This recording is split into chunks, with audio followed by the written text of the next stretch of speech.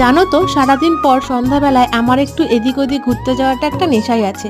আর ঠিক ওই সময়টা মনে হয় বন্ধুদের সাথে একটু গল্প করে সময় কাটাই। তবে আমাকে অনেকেই জিজ্ঞেস করে আমি প্রত্যেকদিন সন্ধ্যাবেলা ঘুরতে গিয়ে কী লাভ পাই।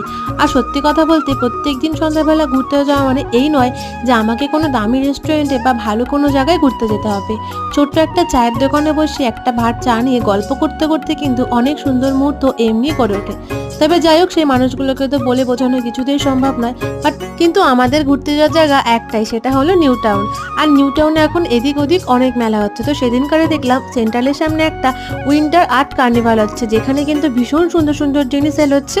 আর এখানে কিন্তু হোমমেড চকলেট থেকে শুরু করে ঘর সাজানো বিভিন্ন রকমের জিনিস, কুকিজ, বিভিন্ন রকমের কেক, তাছাড়াও কিন্তু ক্যান্ডেল আর অনেক সুন্দর সুন্দর কিন্তু এখানে হোম ডেকোরের জিনিসও সেল হচ্ছে। তোমরা কিন্তু অবশ্যই এখানে একবার ভিজিট করতে পারো, প্রত্যেকটা জিনিস কিন্তু ভীষণ সুন্দর। আর আজকের ভিডিওটা ভালো লাগলে চ্যানেলটাকে সাবস্ক্রাইব